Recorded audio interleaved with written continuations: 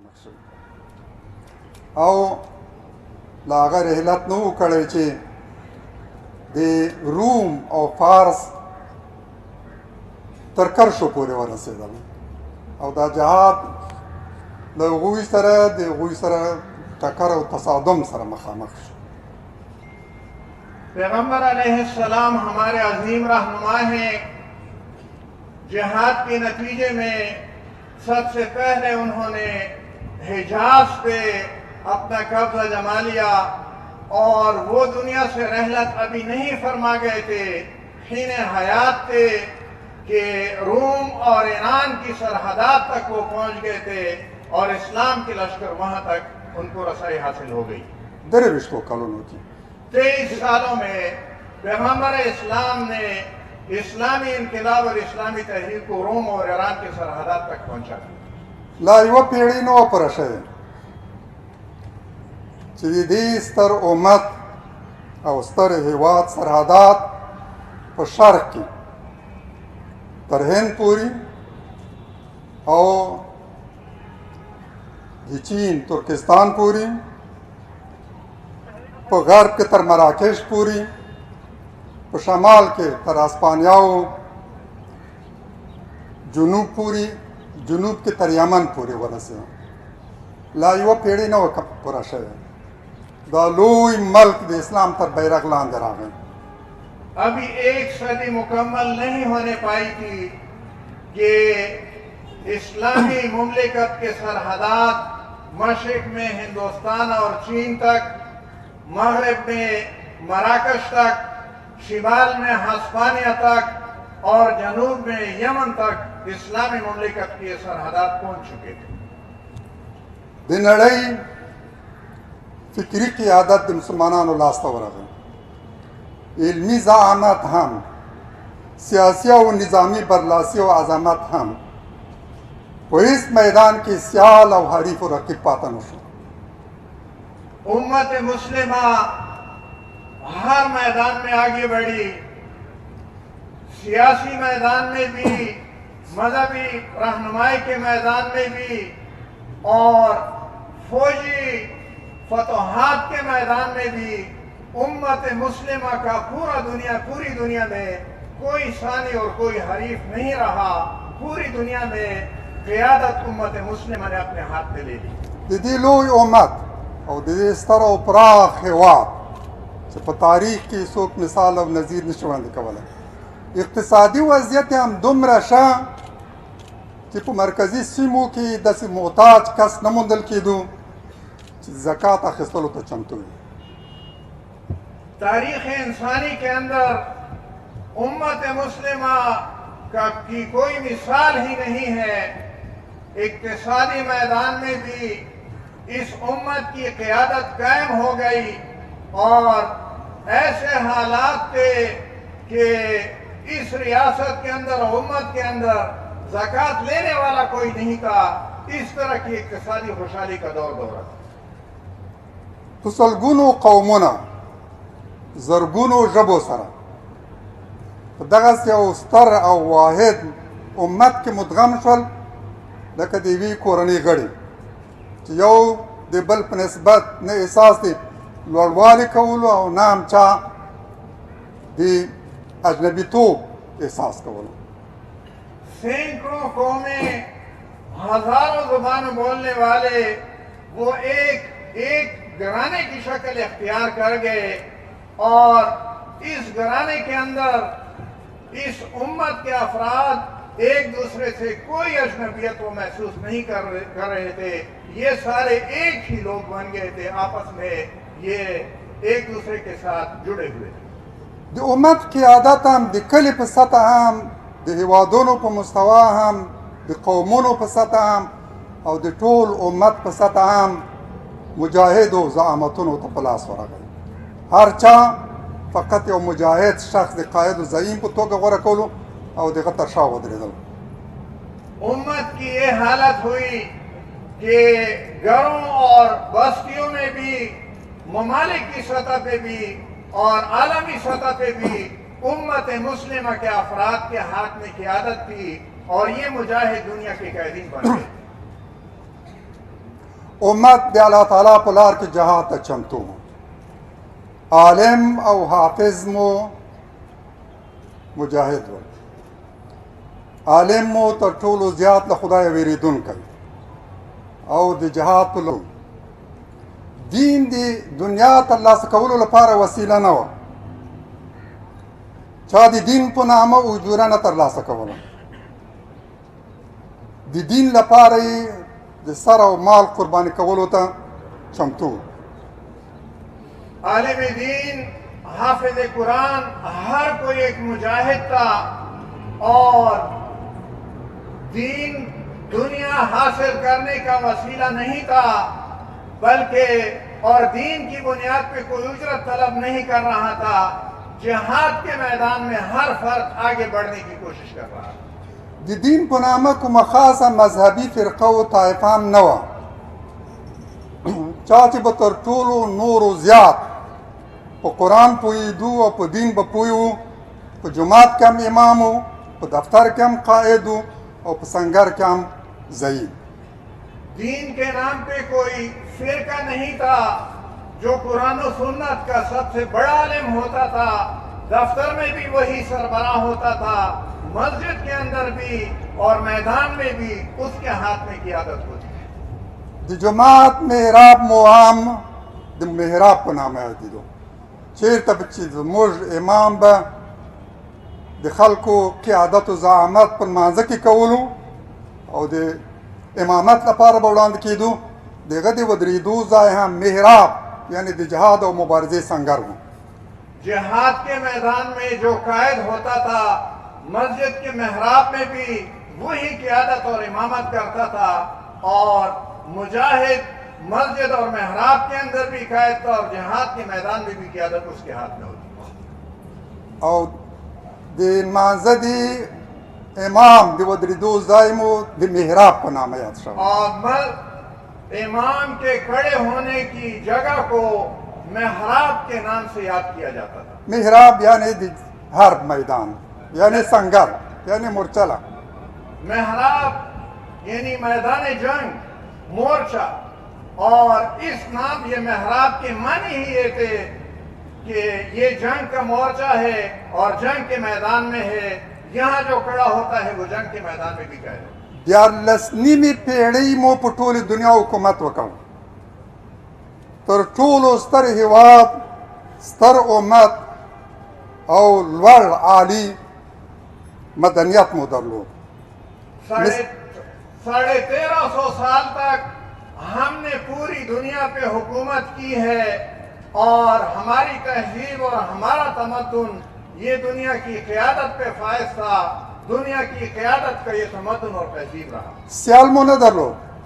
دنیا کې مو نه له سیاسي پلوه سیال درلود، نه له نظامی پلوه او نه له فکري پلوه. دنیا میں ہمارا کوئی حریف کراچی په ساحل کې رہی دي. هغوی هم د دې جهاد مخالفت کولو، ولې الحمدلله هغوی هم رسوا شو او د دې ټولو کورني او بهرني دشمنانو سره سره موږ سرلوړي او فتح په برخه شوله. جس طرح میرے بڑے بھائی سراج الحق صاحب نے فرمایا کہ سوویت یونین جب افغانستان آیا تو یہاں پہ بھی کچھ ایسے لوگ تھے کہ وہ سرخ پرچم لہرا رہے تھے اور ان کو یہ یقین تھا کہ سوویت یونین کی یہ فوجیں، روسی فوجیں تورخان کی سرحد عبور کریں گی، کراچی تک پہنچیں گی اور ساحل سمندر تک ان کے قدم پہنچیں گے، لیکن ان کی یہ خواہش پوری نہیں ہو سکتی. دا په تاریخ کې په وار وار تکرار شوی. ټولو ملتونو هېوادونو کې چې ځینې داسې دي چې د هر یرغلګر په وړاندې سر ټیټ کړی، د هغوی بوټونه یې ښکل کړي، د هغوی تر قوماندې لاندې د خپل ولس او ملت په خلاف جنګېدلي. هر یرغلګر هماغه یرغلګر چې هغه څوک چې د شوروي اتحاد پر قوماندې لاندې د افغان ولس په خلاف جنګېدلی، د ناټو له راوتو نه وروسته د هغوی ټوپکې په اوږه ایښی، د هغوی تر قوماندې لاندې د افغان ولس په خلاف جنګېدلی. تاریخ میں یہ بات بار بار دہرائی جاتی رہی کہ بیرونی قوت اور استعماری قوت کے داخلے کے بعد اس ملک کے اندر کچھ لوگ اٹھے ہیں، انہوں نے ان کے سامنے سر خم کیے ہیں، ان کے بوٹوں کو چوما ہے اور اپنی قوموں کو ان کے غلام بنانے کی کوشش وہ کرتے رہے ہیں، اور لیکن یہ ہمیشہ شکست کرنے پہ مجبور ہوئے۔ پاکستان کې هم ځینې داسې ګورم چې بهر یرغلګر ملګرتیاوې کوي. دوی اتحاد ملګرتیاوې هم کول، سره بیرغونه رپول او د ناټو د یرغل ملګرتیاو ته یې دین کړل. پاکستان میں بھی ایسے عناصر دکھائی دے رہے ہیں کہ سوویت یونین کا جو انہوں نے ساتھ دیا تھا اور ناٹو کے افغانستان آنے کے بعد وہ پھر ناٹو کے بھی ساتھی بنے، اپنے قوم کو غیر کا غلام بنانے میں کردار ادا کرنے کی کوشش کی۔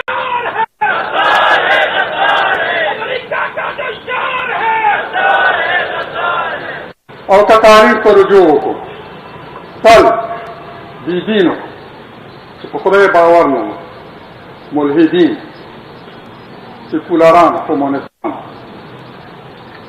خپل هېوادونه یې خرڅ کړي، خپل تاریخ یې پلورلی، خپل ارزښتونه یې پلورلي، په خپلې ازادۍ یې معامله کړې، د بهرنیو پښو ته لوېدلې، هر څه یې د هغوی په وړاندې ذبح کړي. تاریخ کې په بار وار همداسې تکرار شوی. که تاسو په تاریخ کې د هر یرغلګر عجیب جنګیالي وګورئ، همدغونه جوړ شوي، هغه چې په خدای باور نه لري، هغه چې دین نه لري، ملحد دي. دوی تل خپل غلام خرڅ کړی، خپل تاریخ او ملت هم خرڅ کړی. ہم اگر تاریخ کی طرف پڑھتے ہیں تو ہمیں اس طرح کے لوگ بار بار دکھائی دے رہے ہیں.